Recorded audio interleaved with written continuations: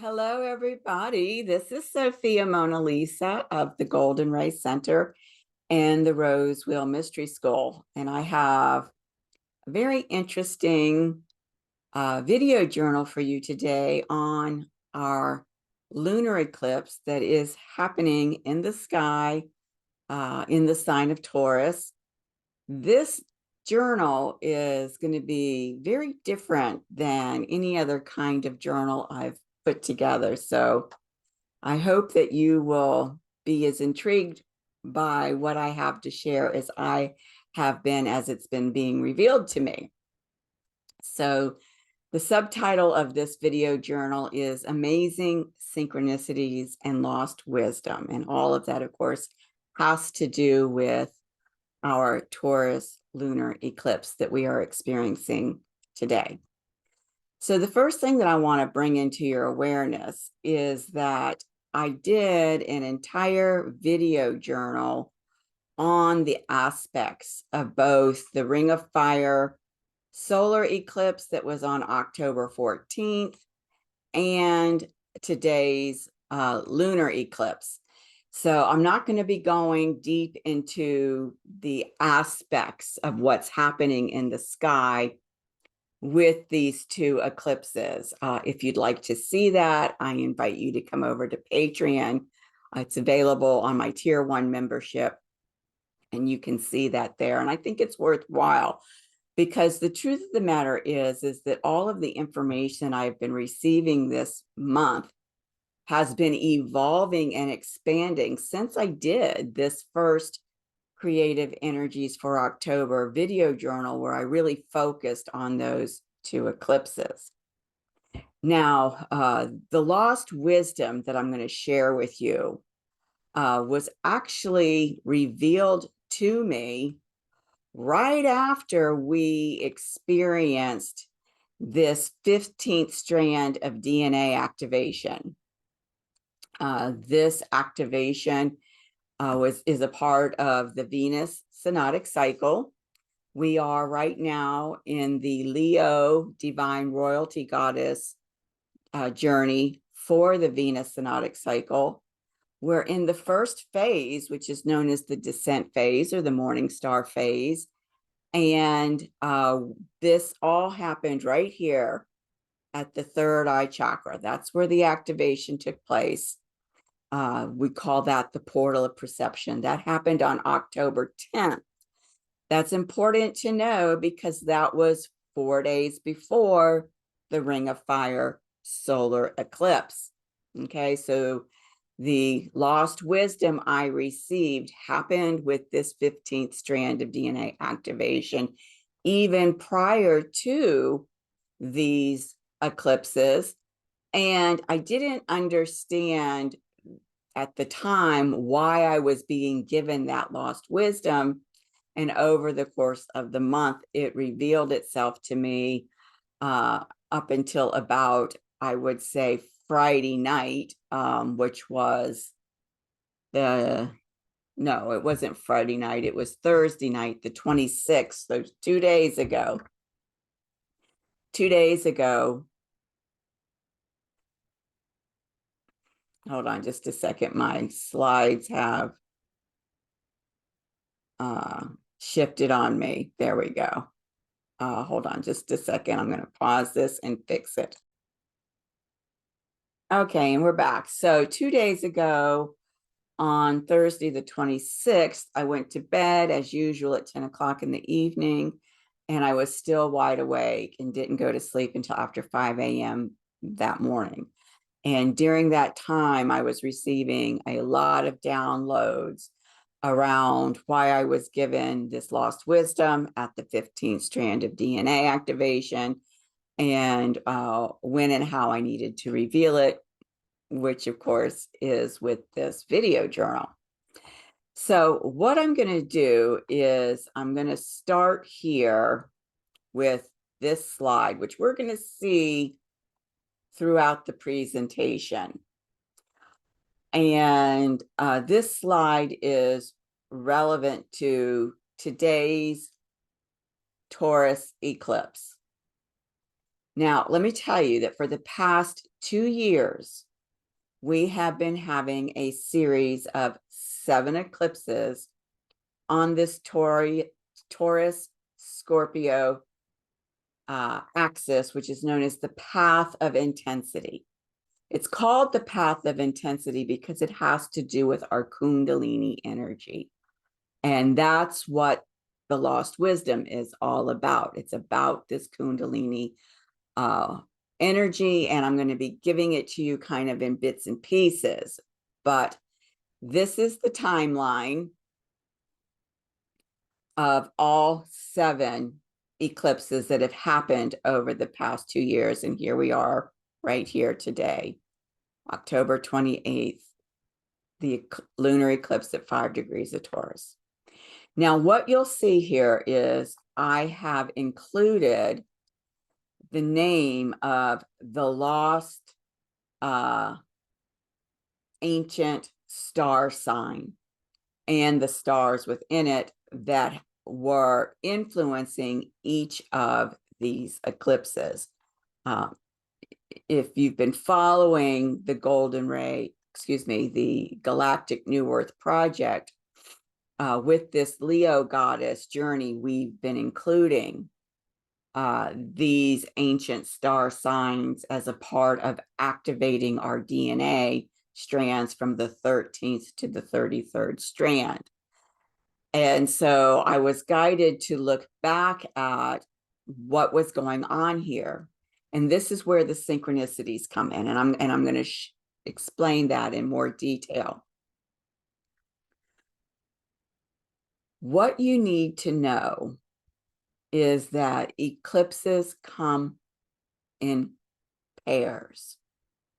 And so this first eclipse was happening at the end of the previous eclipse series. And so it was paired with the final eclipse on that axis.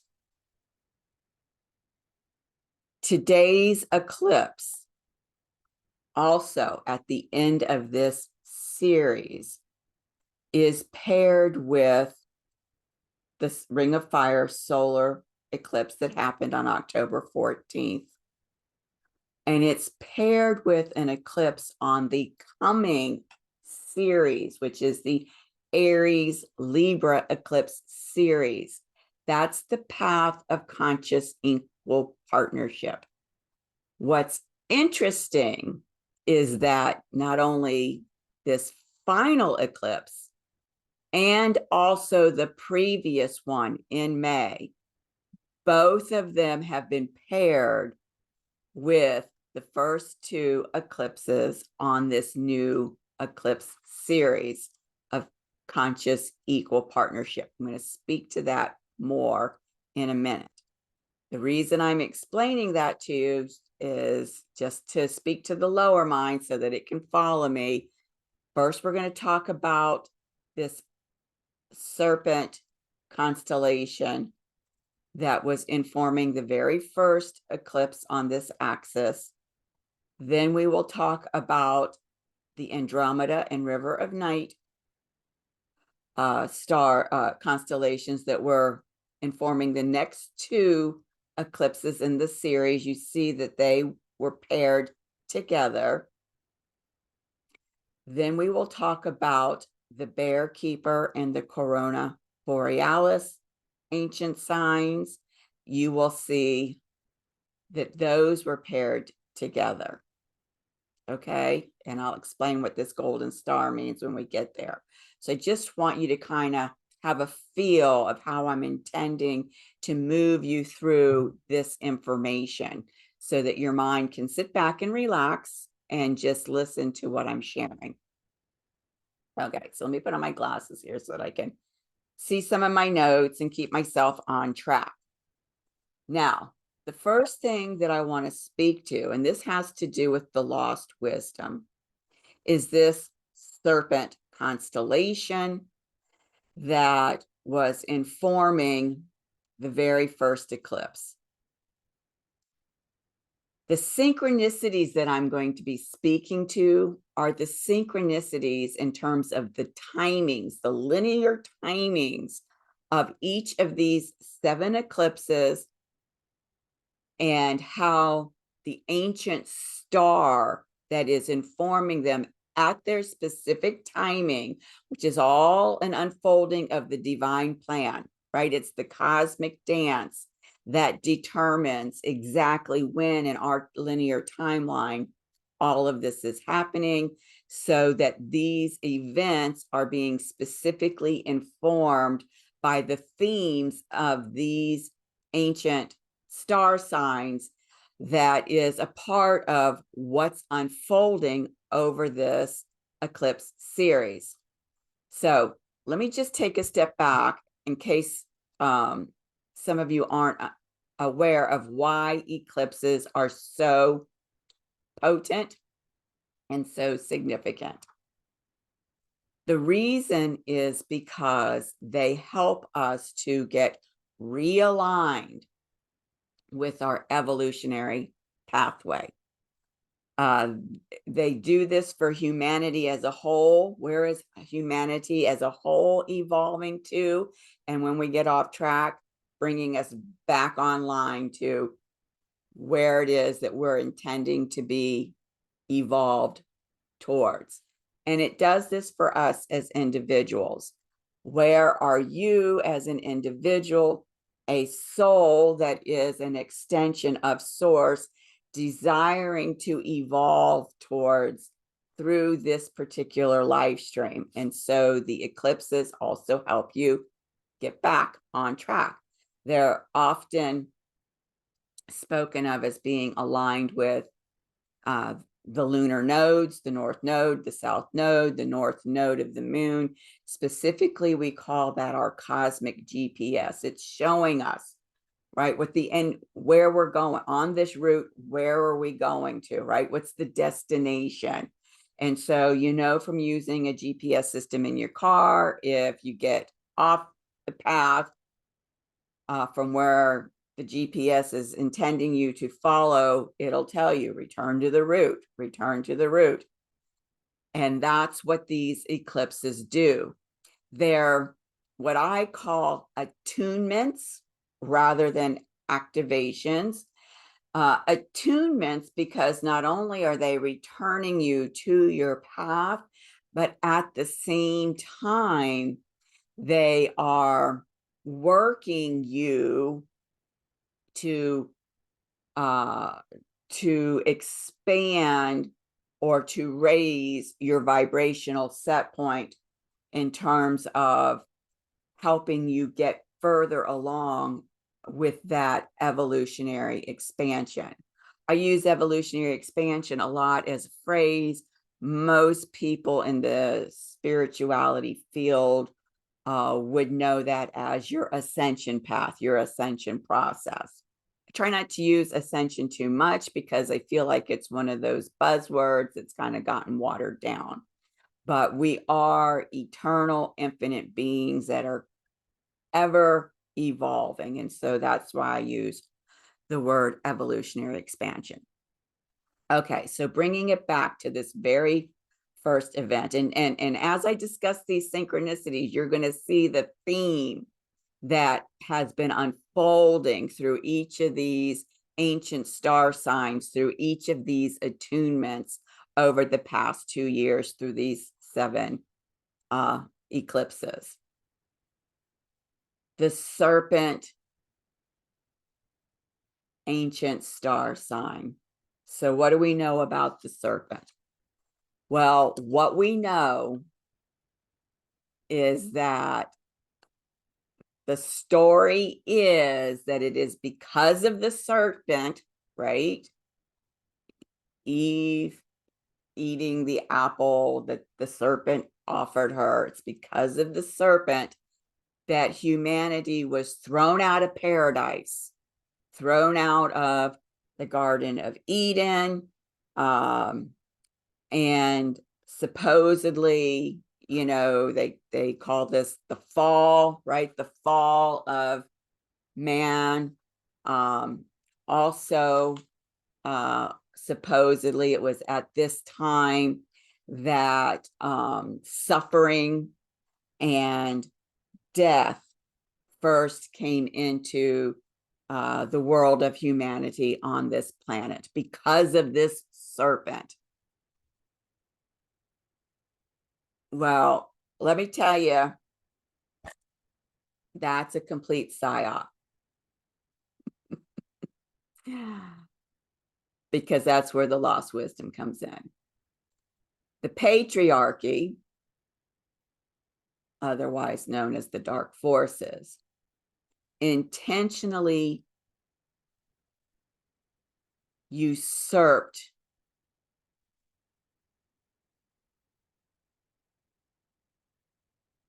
the dragon as the symbol, as the wisdom for the Kundalini, and replaced it with this evil serpent. It was the first part of the disempowerment program. Because if you really didn't know what symbol represented your Kundalini energy, your life force energy, then it was a way to impede you in terms of working with and understanding the Kundalini energy, which when it begins to move, initiates your spiritual awakening. So they took the dragon symbol and they replaced it with the serpent symbol. And this is the first step in the disempowerment program and the PSYOP. And how far back does this go? If you know anything about Kundalini, you will know that all of the major world religions that teach about the Kundalini use the serpent symbol. And so how far back does that go?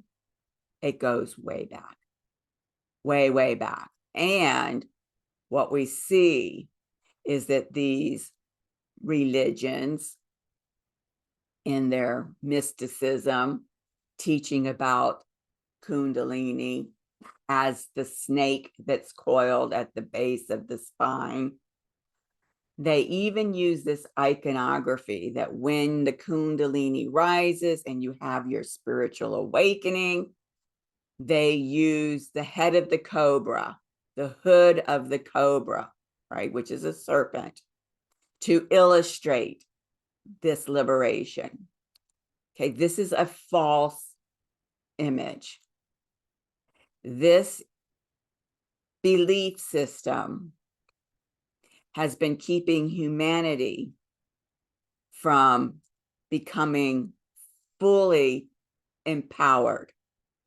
And in fact, when I was given this lost wisdom, I was told that it's this wisdom that I'm going to share with you, which may be hard to swallow, is exactly the wisdom that the dark forces for millennia have been fighting to keep at bay. They did not want this wisdom, this truth, coming back onto the planet, coming back into the collective consciousness of humanity. They've been fighting to keep this wisdom hidden from humanity so that they could not be fully empowered. So let's talk about how the dragon actually represents the Kundalini. But before we do, let me just show you another couple of images here that have carried forward this PSYOP. First, we see over here an image of Hermes from the Greek, later known as Mercury from the Roman. He's known as the cosmic messenger. He brings you messages from the the gods. Okay. Notice what he's holding in his hand.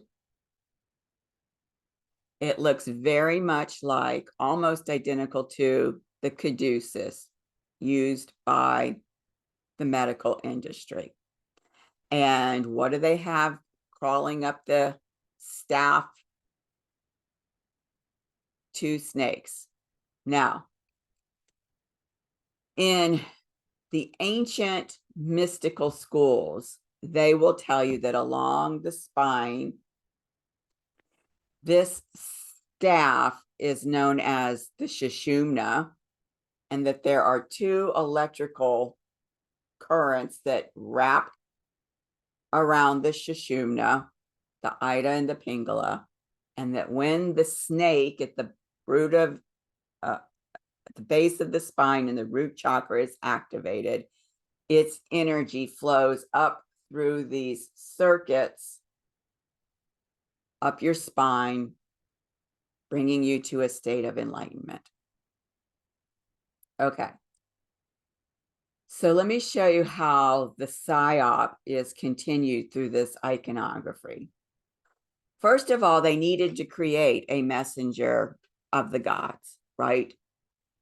Because they've been putting roadblocks after roadblock after roadblock. This is another roadblock, right?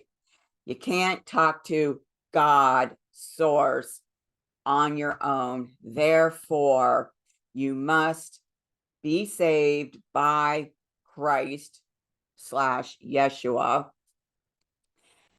in order to have him talk to God for you. And now, just for shits and giggles, let's put in a whole nother layer. You know, you really need a priest as an intercessory here to be able to speak to Christ Jesus, who is now considered God. Okay, all of that got distorted.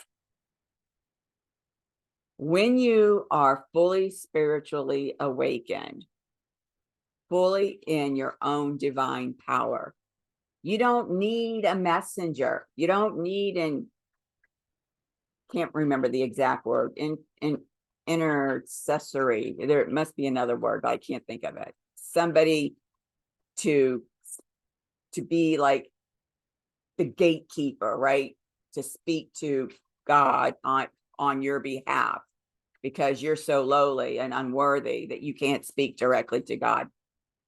When you're fully spiritually awakened, you receive direct communication from your own divine self, which is a fractal of, if you understand quantum, or is an extension of source, the source that created all things.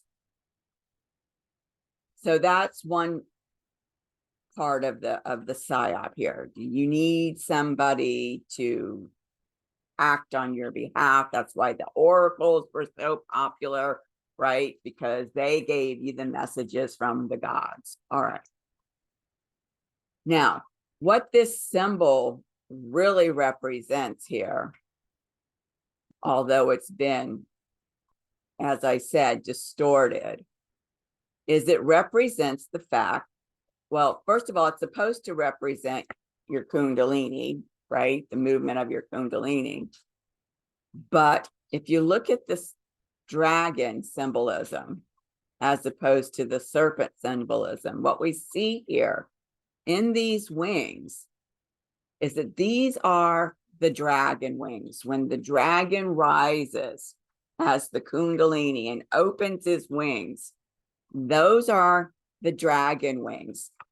The dragon wings that when you're spiritually awakened and become spiritually illuminated, allow you to reach into higher densities, right? Out of 3D, which is where the dark forces want to keep you trapped in the matrix. They don't want you having any experiences that are beyond their 3D matrix. And so everything that they've done has been to keep you disempowered and to keep you trapped in the matrix. But with this lost wisdom coming back, it's really totally game over for them. Okay.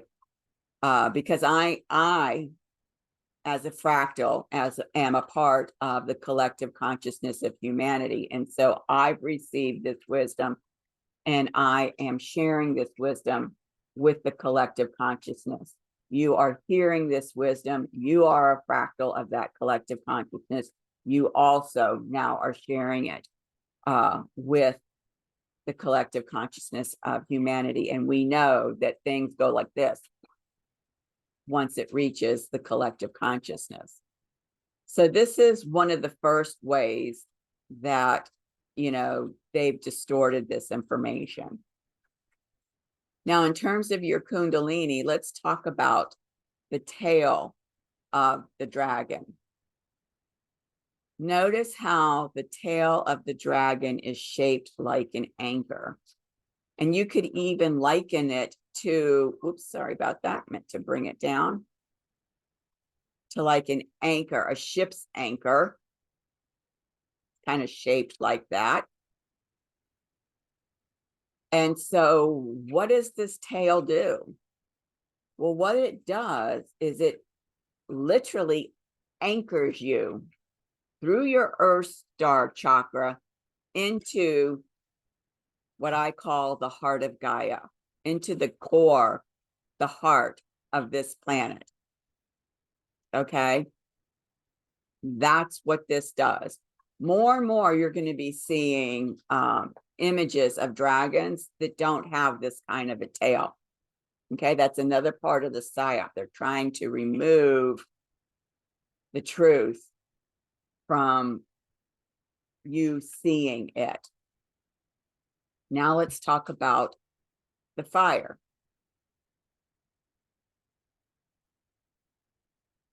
So what happens is the tail of the dragon is anchored through your earth star chakra into Gaia.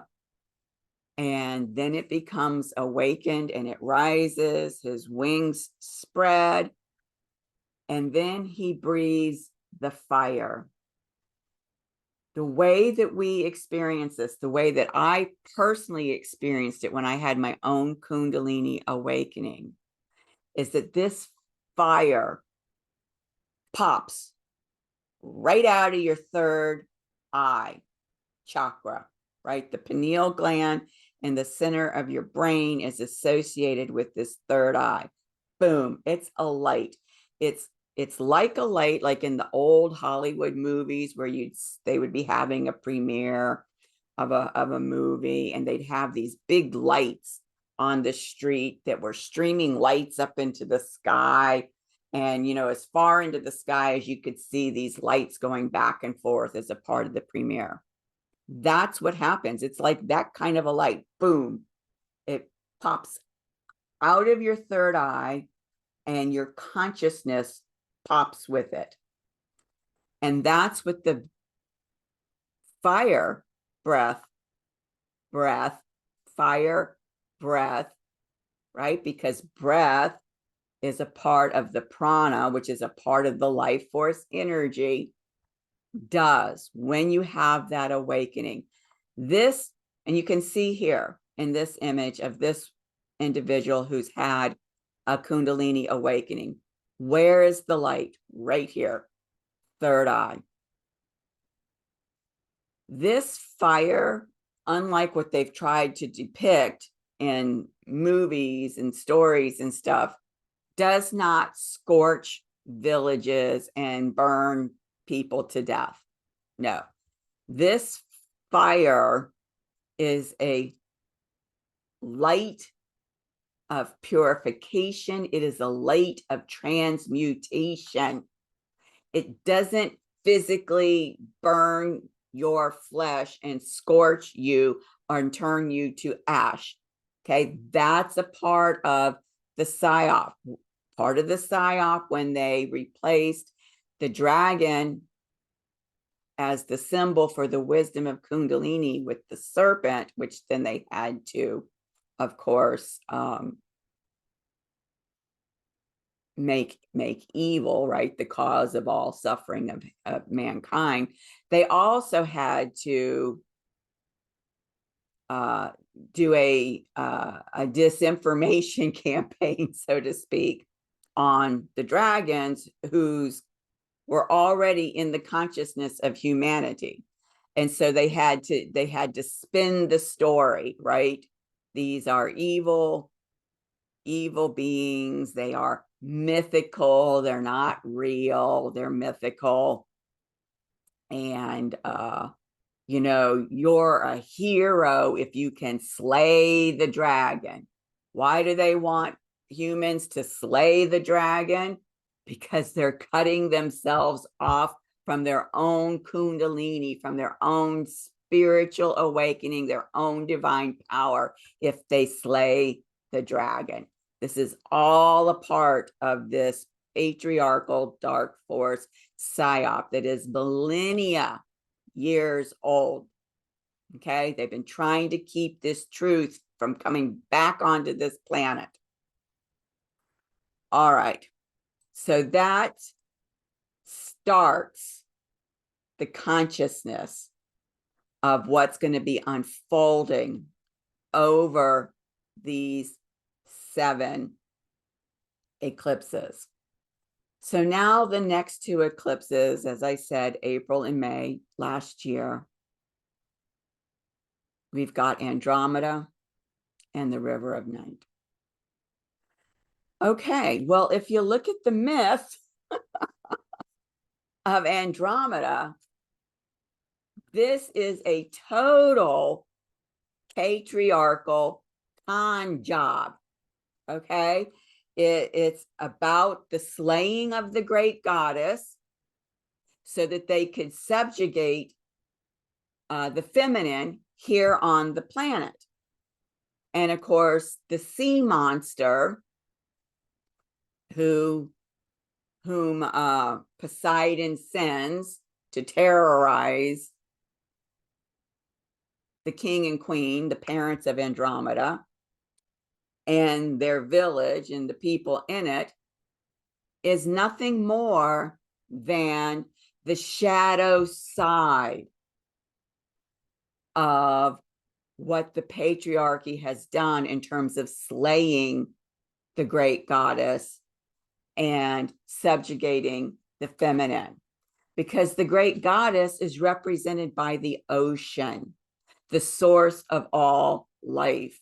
In fact, and even in astrology, Pisces, the last sign in the 12 signs of the zodiac, represents the ocean, represents the source of all life.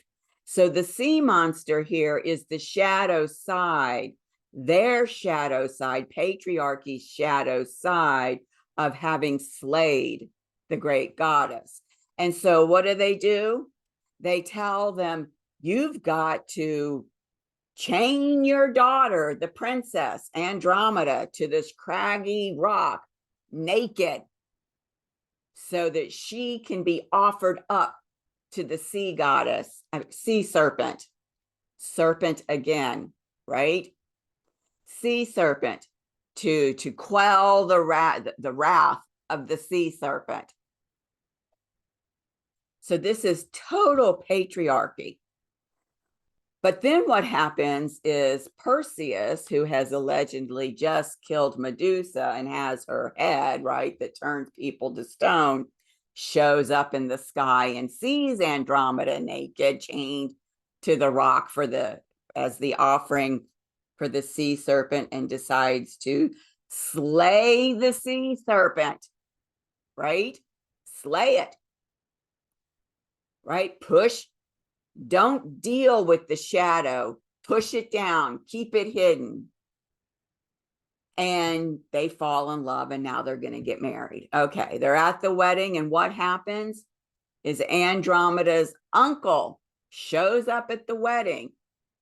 Her uncle, who's been having this incestuous relationship with her and wants to claim her as his own wife. This is totally patriarchy, wiping off the feminine from this planet, keeping the feminine that being, you know, born onto the planet through women, subjugated, keeping the feminine that is still present within the men as the shadow aspect. Okay. So this is huge that this piece of the story is coming back into the consciousness of humanity through these eclipses. All of this lost understanding. And then we have the river of night. Again, another myth of patriarchy, because the river is a symbol for the life force stream. That's what a river is. It's the symbol of the life force. But in this myth, what they've done is they're saying, oh, the river is alive and it depicts these vigorous young men. And so we want to, you know, pay homage to these vigorous young men, and we want to offer sacrifices to them. So we're going to cut off our hair and throw our hair into the river. Well, we know from ancient indigenous peoples that your power is in your hair. So again, cutting off your power, throwing it into this distorted myth, because we don't want them to know that this is life force energy. We want them to give their power away willingly. And so we're going to slaughter horses, which we now know from Epona are emissaries of Christ, and we're going to throw them into the river. We're going to slaughter bulls, the bull who happens to be an image for Taurus, the bulls representing the life force energy, throw those into the river. So this is just more and more of the unfolding of what patriarchy has done through the millennia, through the myths, related to separating humanity from the power of its divine self. Okay. So now, what do we have? We have the Bear Keeper and the Corona Borealis. These came as a pair at the end of last year, October and November. Isn't it interesting that this one happened here on the midterm election in the United States? And I did a whole video about that. I haven't looked at it recently. But what's interesting to me, and this is why this gold star here is first, this particular eclipse is the midway point for the 7. This eclipse happened 3 days after the resurrection point of the Capricorn goddess Inanna underworld phase. Okay, I don't want to spend a lot of time going into the myth of Inanna, who descends into the underworld, where she meets her sister kills her, she's hung on a hook dead for 3 days before she comes back to life and is rescued and taken back into the heavens. Okay, this happens 3 days after that resurrection point. We know when the resurrection point of the Inanna underworld phase is because the sun and Venus come together in the sky. That tells us when the resurrection point is. Now, we actually did a ceremony for that resurrection point. I will put the link in the description box below. And in this ceremony that Again, this is a synchronicity. I wasn't tuned into this at the time. We activated the third strand of DNA, which initiated each of the following months' activations of the different strands of DNA until we reached the 12th strand of DNA, which just happened this past August. This was the initiation point. At the midpoint of the eclipses on this pathway, this eclipse happening 3 days after that resurrection point. And so let's look at what the Bear Keeper and Arcturus are all about, and the Corona Borealis and I call it Alpheka. It might be Alpheka, but I'm going to call it Alpheka in terms of these two eclipses, because this, as the midpoint, is the turning point. Okay, here we've had 3 eclipses bringing back into the consciousness how humanity has been stripped of intentionally and methodically of the knowledge and access to its divine power. And now here, boom, the turning point and the activation of the third strand of DNA, which is going to restore us to our divine power. So here we go. The big thing that I want you to know about the Bear Keeper constellation, which is also known as Boots, is that the Bear Keeper is also known as Arcus, who is the Bear King of Arcadia. Now, Arcadia symbolizes a lost and timeless rural golden age. Okay. This could also symbolize the lost paradise, the lost golden age, the lost paradise of being in the Garden of Eden. Now, what's interesting is Arcus is also seen as a prototype for King Arthur. Okay.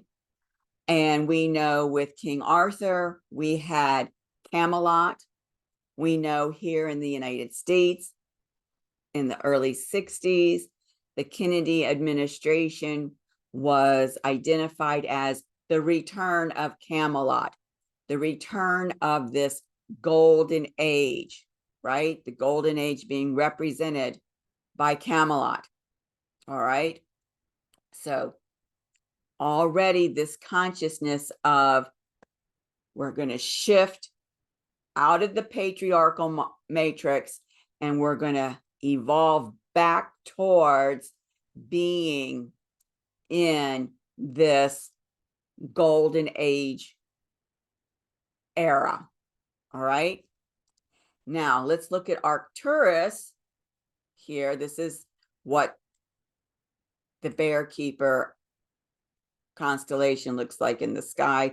Here's Arcturus. And what we know about people born under Arcturus specifically is that they have big dreams of a better, more utopian world. So a utopian world is no different than a golden age, no different than a paradise or the Garden of Eden, no different than Camelot. And so these people see, they receive visions. They receive visions of how to move humanity back towards this golden age. And they can recognize the problems, but they also, because of their vibrational set point, their frequency, are able to receive visions that give them the solutions for those problems. And then they put them into action because they're all about making this utopian world, this golden age, a reality. And of course, going back to the return of Camelot, we saw this with the Kennedy brothers in terms of the civil rights movement. We, of course, saw it with Reverend Martin Luther King. We've seen this with Gandhi. There are other people on the planet that have the ability to see what's holding humanity back from self-actualizing itself and being given the vision of what we need to do to move humanity forward, and then take the steps to try to rally and move them forward. Okay, so this is a theme here that we see that's being encoded into the consciousness at that fourth eclipse, the one that was 3 days after we did the activation of the third strand of DNA. All right, so that was this one here, the Bear Keeper. All right, so it's pair, because remember, they come in pairs. And let me just say here, because I'm talking about them being in pairs, remember I said that these eclipses are attunements.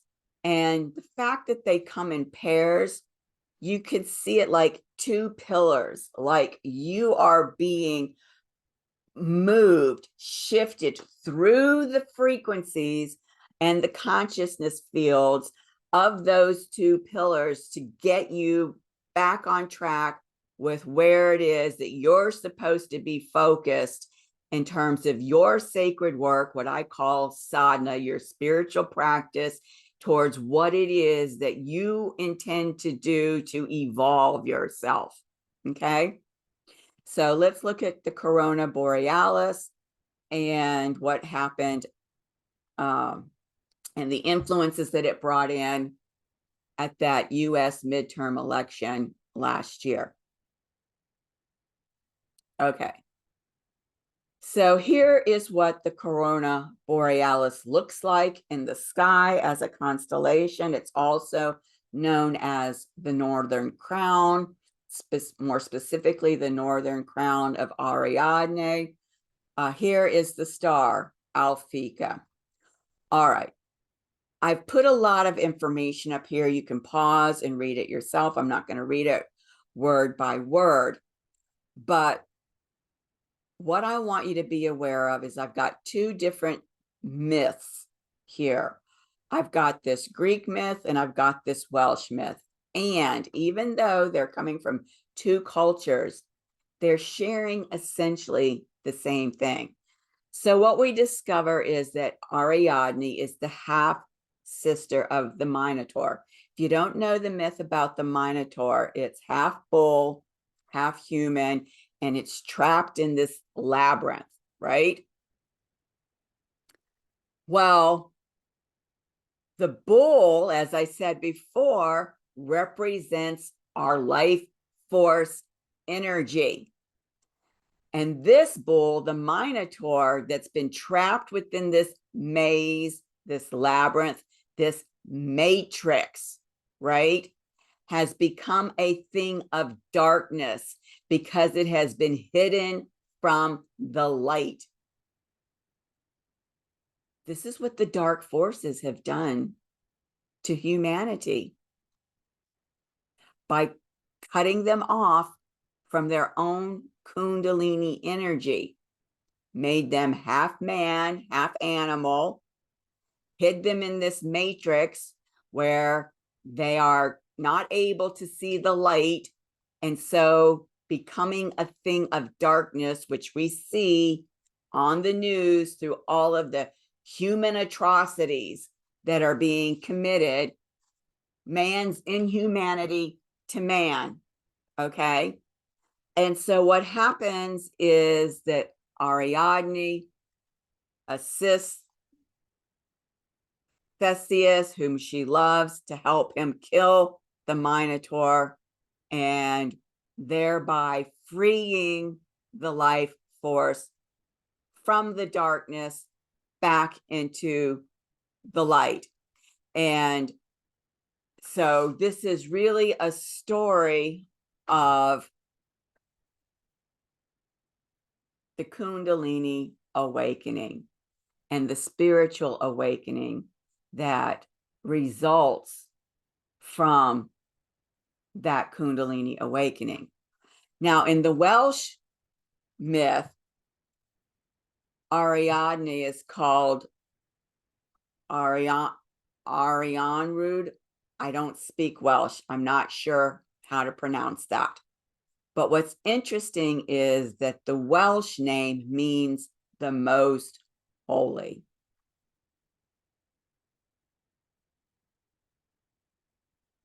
The most holy would be your divine self. And so we have a similar myth here about, this labyrinthine journey, right? How to get out of the matrix to conquer death and darkness and to then be reborn, illuminated, right? These death and birth mysteries of alchemy is all about how do we become illuminated beings. Yes, the mystery schools, when this information was being leaked, put this disinformation campaign out about it being turning lead into gold. That's not it. That was also a psyop. It's about taking these lower based frequencies, the dark side of you that is represented by your shadow self, and bringing them out of separation consciousness into wholeness, unity consciousness, and thereby transmuting them and bringing them to a higher frequency. Lead being a low based frequency metal, gold being the high based frequency metal. Okay. So this is all about alchemy, all about freeing our life force, all about taking us out of the dark matrix so that we can be illuminated by the light and be restored through our spiritual awakening to our divine power. Okay. Look at what these two have done. Complete shift out of the trap of patriarchy into, okay, now we're freeing humanity from the trap, and the light codes from these stars are seeding the collective consciousness of humanity to inspire humanity to break free from the matrix, to break free from their own darkness, and to allow their life force energy to start to move. All right. Then we have the last two eclipses. Look at this synchronicity. First of all, I said it's already interesting that the last two eclipses have been paired with the first two eclipses on the path of conscious, equal partnership. This one was at 29 degrees of Aries. 29 degrees of any astrological sign is a mastery point. So remember what Andromeda's myth was all about. It was all about, the shadow side of the great goddess having been slain, and subjugating the feminine energy on Earth. And so what are we doing here? We're like, ooh, baby. We have got to reestablish conscious equal partnership with the feminine energy. We have got to restore that right relationship. And so what we see here is we've got the frequencies of the patriarchal Andromeda myth, receiving the frequencies of conscious equal partnership to transmute this myth. Okay, then look over here. Here we are today. Earlier this month, October 14th at 21 degrees Libra, we had that ring of fire solar eclipse in the Bear Keeper Arcturus, right? Bringing in, okay, now we need to reestablish conscious equal partnership for humanity with this concept of the golden age, this harmonious, balanced place. Libra being ruled by Venus, the goddess of love. And the Corona Borealis, again, today, all about activating the Kundalini, awakening the dragon, so that you can be freed from the matrix of the dark forces, and you can start to align with and embody the frequencies of this conscious equal partnership field. This is absolutely huge to see the evolution, is the word I'm getting, through these frequencies from the beginning of patriarchy through now, when humanity is being liberated.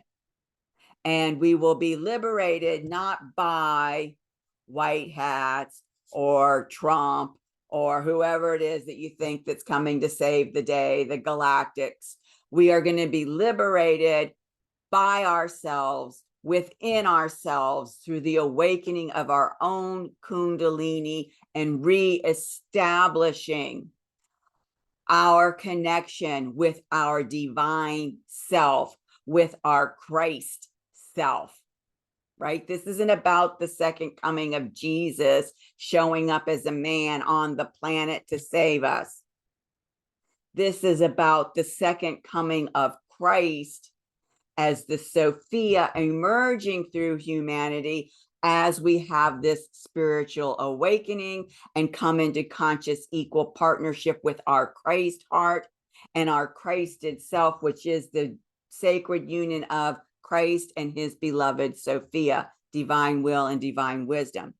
This is huge, absolutely huge. Okay, so let's talk a little bit more about the dragons. Now, I use this dragon oracle card set from time to time that was created by Diana Cooper.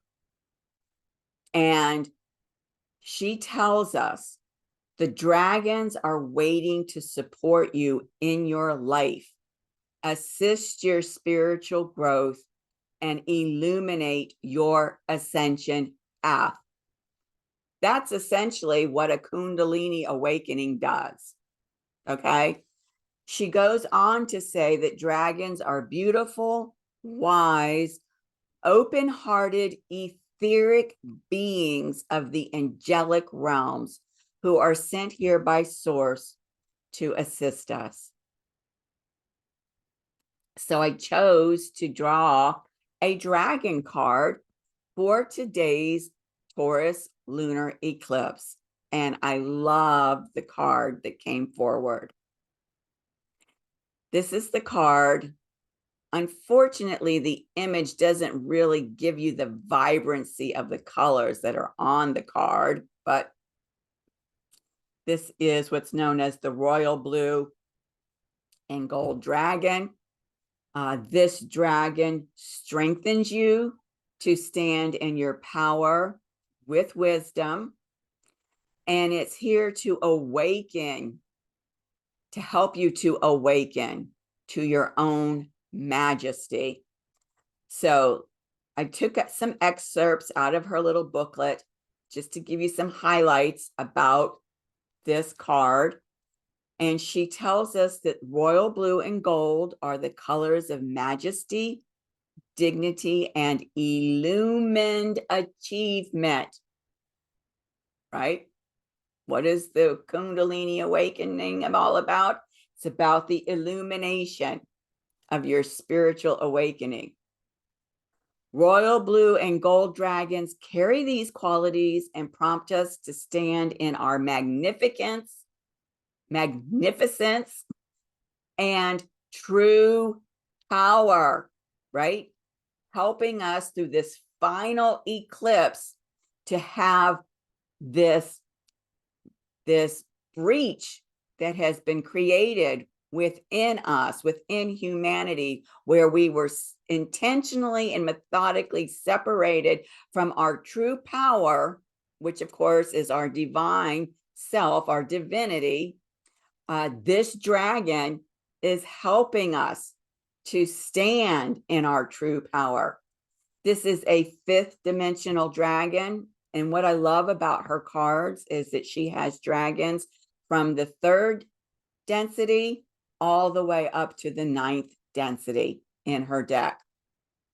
And it's come to us to remind us who we truly are.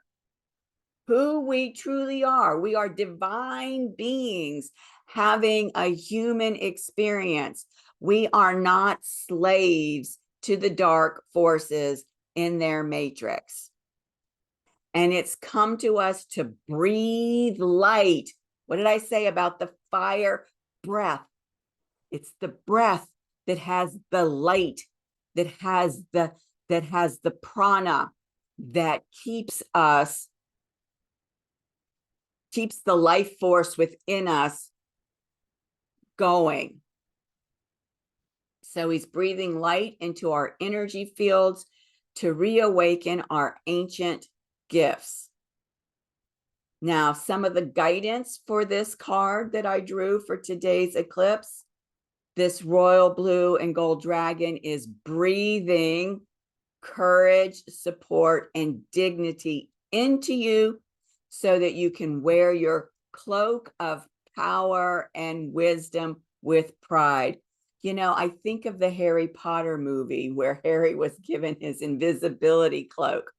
And what I'm aware of is that our cloaks are like the dragon wings, right? These cloaks of power and wisdom. Most important of all, this royal blue and gold dragon is awakening you to who you truly are. It is enabling you to radiate your divine light.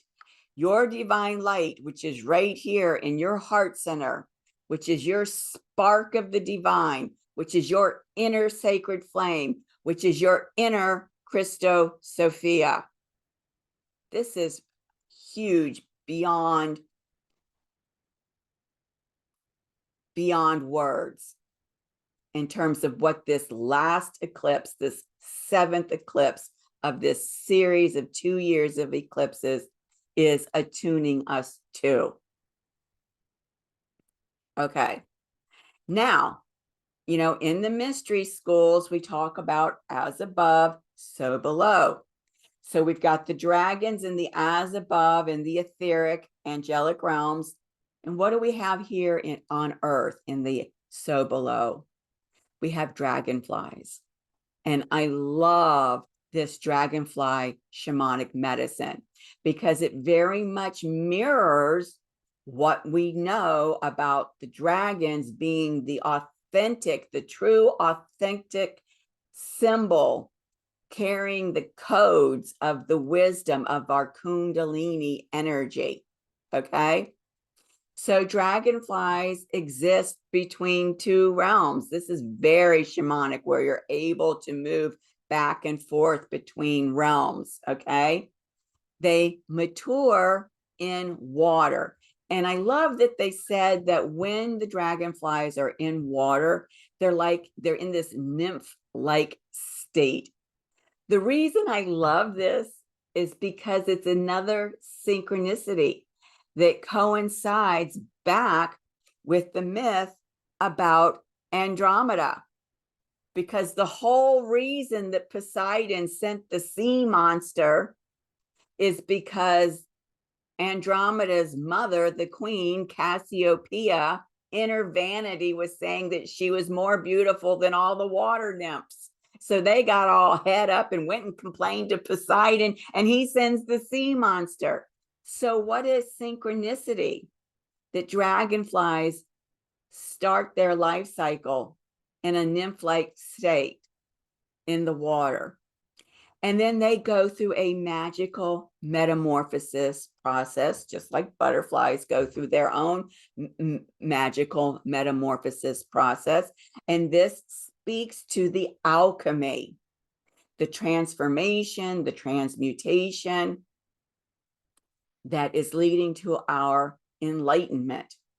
And then when they've grown their wings, they take to the air. Boom, right? They're leaving their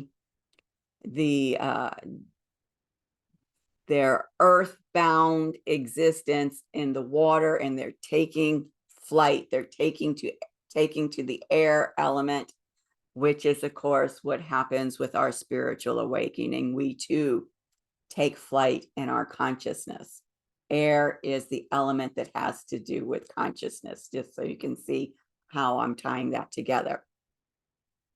Now, dragonflies also represent adaptability and resilience. Listen to this.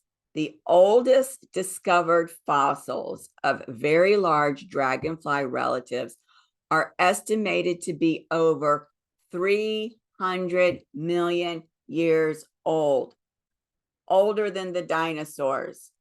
They know the secrets of Earth and its history. Remember when I begged the question, how long ago was it that the dark forces usurped the wisdom of the dragon, being the authentic representation of our Kundalini energy, and replaced it with the serpent? I'm guessing it could even be over 300 million years ago. This consciousness was on the planet, and they needed to remove it in order to be able to control the slaves. It says here that dragonfly medicine can assist in adapting to new life changes more quickly, as well as healing ancient ancestral patterns. And if you know yourself to be a starseed, one of the things that you are here to do is to heal the ancient ancestral patterns that you carry within your familial lineage, because as you do so, you're healing it for all of the generations backwards, and you're healing it for all of the generations that will come after you forward. Now, regarding the myth and lore of the dragonfly, in many cultures, dragonflies are associated with light, wisdom, strength, and enlightenment. I would say that these are qualities that are also associated with the dragons, okay? So you're seeing this connection between the as above and the so below. And then what can we call on the dragonfly medicine to help us with? It can help us work through life-death transitions. Now, that doesn't necessarily mean like the passing over of a loved one, although it could be. But we go through all kinds of alchemical processes throughout our lifetime where we die to the old self and we become a new self. Some people have likened these to the night of the dark soul. And so dragonfly medicine can help us when we're making these huge transitions. I like to say that it's a transition where we are taking really core shadow pieces that we have separated ourselves from, and when we are welcoming them back home into us, into wholeness, that in itself is a life-death transition. That in itself is an alchemical process. We see here that dragonfly medicine works with the power of light, and it involves transitioning between dimensions, and that it shines light onto our darkness. So I love this piece as an added piece to what I'm already sharing with you around this lost wisdom of the dragons actually being the true and authentic representation of our Kundalini energy. Now, I know I told you that all of this in terms of the solar eclipse and the lunar eclipse is in the October Creative Energies videos, and it is. I'm not going to speak to these aspects, but I want to show you something here, and it has to do with some more wisdom that was given to me with that 15th strand of DNA activation. Okay, I had to pause for a quick moment. I needed a drink of water. And if you heard my phone going off, I was getting text bombed. So I needed to turn off my phone. It turns out that my whole family is outside looking at the sky, seeing the moon tonight with Jupiter. So I love that I'm recording this for you. And my family is out. I've never known my family to be out looking at the sky and taking pictures. They sent me a beautiful picture of the moon in the sky tonight. So that's, again, just another fascinating synchronicity showing an expansion of awareness, of consciousness. Okay, so this is the other piece that was given to me at the 15th strand of DNA activation. What I was told is that of all of the astrological aspects, and for those that don't know what the astrological aspects, we've got conjunctions, we've got sextiles, we've got trines, squares, oppositions. That of all, and many, many more, plus some very rare ones. Of all of the astrological aspects, the aspect that is the alchemical aspect is the opposition. The opposition. And what I love about this piece of wisdom that came through so clearly, which somehow I had not made the connection with before, is this. I've always talked about oppositions as the luminary bodies on both sides of the axis are blending their frequencies together to create something brand new at a higher vibrational set point. I've always said that about oppositions. And so in this particular opposition, all of these luminary bodies are blending their frequencies with these luminary bodies to create something at a higher vibrational set point. That is essentially the definition of alchemy. So when this piece came through, I was like, oh, duh, of course it is. So that was huge. Okay. The second and third pieces that I was given related to the astrological aspects and the opposition being the alchemical aspect is that it relates also to the dragon, because alchemy essentially relates to Kundalini. Kundalini is how we ourselves become alchemized by the light. What they told me is that with a T-square, and this is the T-square in this chart, again, not going into the details, that the opposition represents the dragon wings being open, and that the T, whatever's at the base of the T, represents the tail of the dragon and what you are being anchored into through that alchemical process. essentially that's what I've been saying about T-squares anyway, but haven't used this specific language related to the dragon. Now, I did eclipse readings for myself with my own solar return chart for both the solar eclipse and the lunar eclipse. And it just so happened that these points in the sky laid over my solar return chart activated a grand cross. And I have a cardinal grand cross activated at this ring of fire solar eclipse, and I have a fixed grand cross being activated today by the lunar eclipse. What I was told about the grand cross in relationship to this alchemical process and the dragon is that then this side, if there was another point here, this here is what's being illuminated by the breath of the fire. So just want to share all of that wisdom around alchemy, Kundalini, the dragon, and these aspects of the opposition, the T-square, and the grand cross.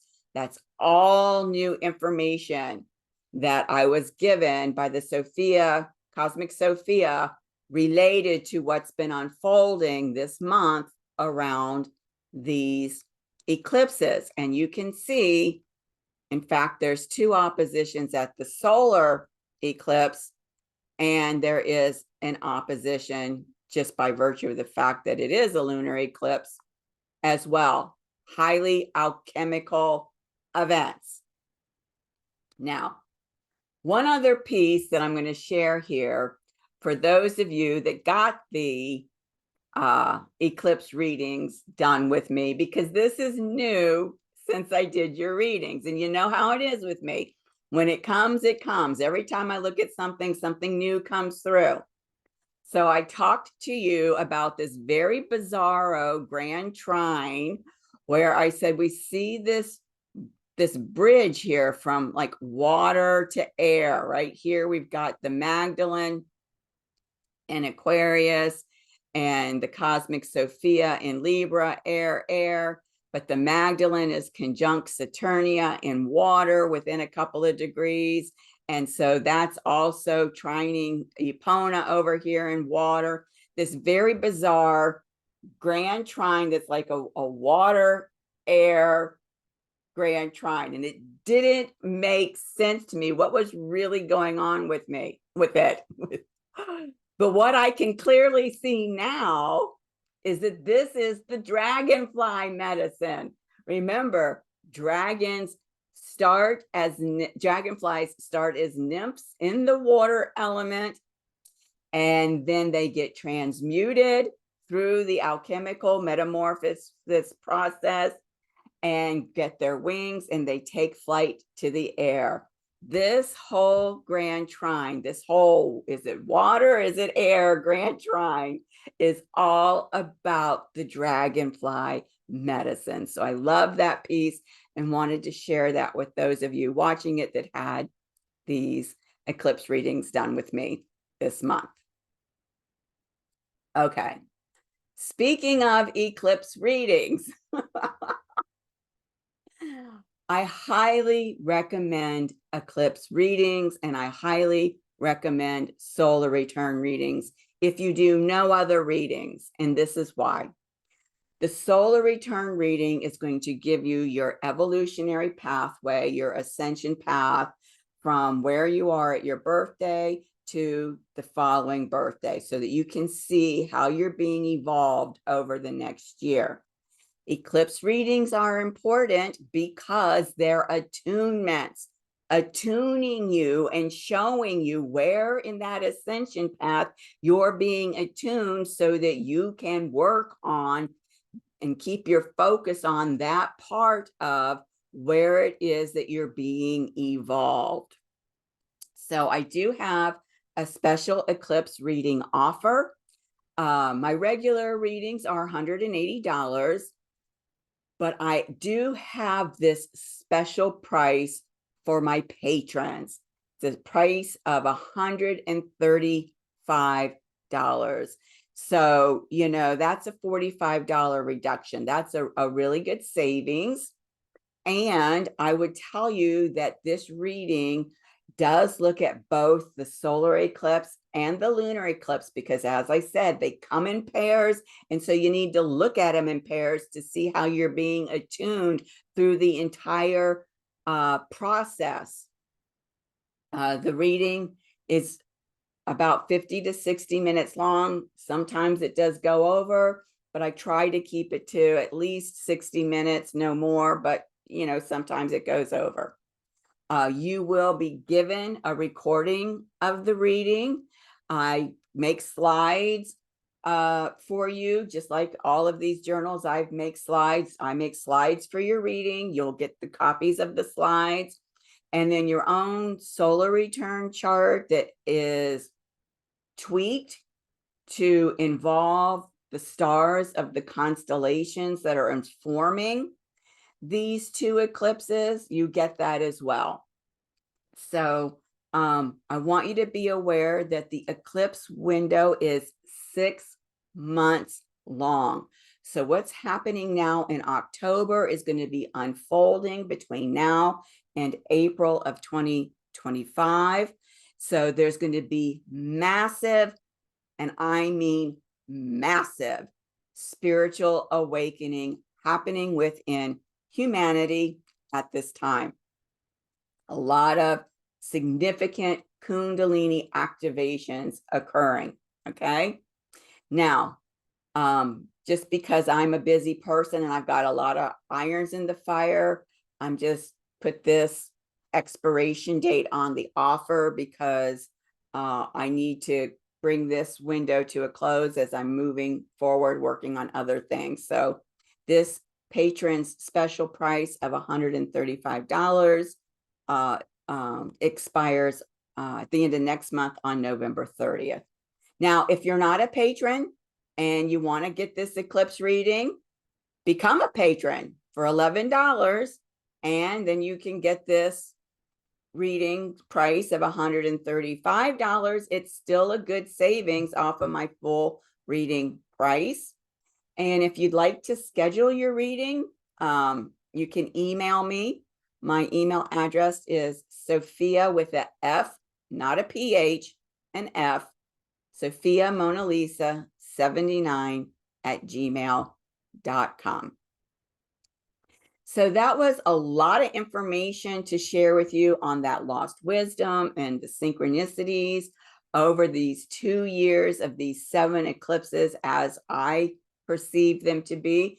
This is just what I was shown, right? If you have a kaleidoscope and you turn the kaleidoscope, you're going to get different beautiful images. And so I'm just one of the turns of the kaleidoscope, and this is what was given to me to share with you. And I hope it's meaningful for you. If you do want to become a patron with me, this is the website, patreon.com/The Rose Wheel Mystery School. And while we're talking about Patreon, let me just say thank you to all of my current patrons. I can't tell you how much it means to me that you support this work. It's unlike any other work that I'm aware of. And just for those of you, let me just go back a minute, that might be considering this solar eclipse reading. Let me tell you this. Yes, I use astrology as a divining tool, but I am not your basic astrologer. My astrology readings are not like anybody else's astrology readings. I've talked to some of my clients about some of the language that I can use to help people understand what I do. And frequently I'm told, well, it's more like a shamanic kind of astrology. And while in essence it is, I try to stay away from that term shamanic astrology because there was actually a nonprofit called the Shamanic Astrology Mystery School founded by, can't remember Dan's last name, and Kaylin Castell. Daniel Giamario and Kaylin Castell. And they trademarked the name shamanic astrology. So I don't like to use that phrase. They do have a mystery school. I never took any of their classes. I was introduced to their shamanic astrology through my priestess process. And so I do use some of the fundamental tenets of their work, but my work goes beyond basic shamanic astrology. And I don't like to use the word alchemy because, like ascension, like sovereignty, it's one of these spiritual buzzwords that's been kind of co-opted and has gotten watered down. But I would say, if I could best describe the kind of work that I do, it is definitely an alchemical type of work. Because when you come to me for a reading, what happens is your higher self, your divine self, your soul, your oversoul, whatever word that you relate to, is sharing with me what it is that you are ready to hear and receive from yourself. And so it's not about, trying to predict the future or forecast anything. It's really a message from yourself to yourself. And I'm just the intermediary. And we just use the language and the frequencies of the cosmos for me to be able to pass that message on to you. So I did want to clarify that piece for you. Thank you again for sticking with me through this very long video journal. I greatly appreciate it. And I look really forward to seeing you in my next journal. Take care.